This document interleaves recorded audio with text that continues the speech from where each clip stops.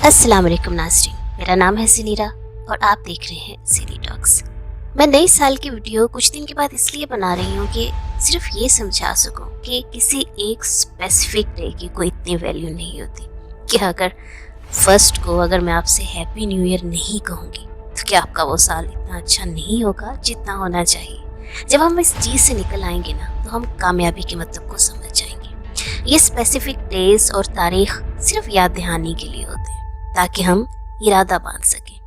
हम में से कितने ऐसे नाकाम लोग हैं जो सबसे ज़्यादा बढ़ चढ़ कर नए साल की खुशियाँ मना रहे होते हैं लेकिन पूरा साल बेमकसद जीते हैं। अपने आप को हैप्पी न्यू ईयर कहना खुद सिखाएं, कोई मकसद बना के कि इस साल मैंने इस टारगेट को अचीव करना है।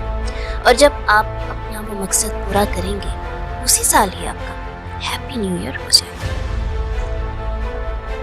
हम ज़्यादातर दो तरह के होते हैं, एक वो जो कुछ नहीं करना चाहते, एक वो जो डरना नहीं जानते। बस इतनी सी बात है। जो लोग कुछ हासिल करना जानते हैं वो कभी भी टाइम फ्रेम नहीं देखते, चाहे वो 2020 हो या 2021। देर लगती है तो तजर्बा मिलता है और आपकी वैल्यू और बढ़ती है।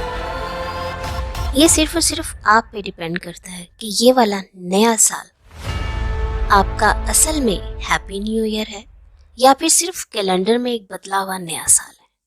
फैसला आपको करना है।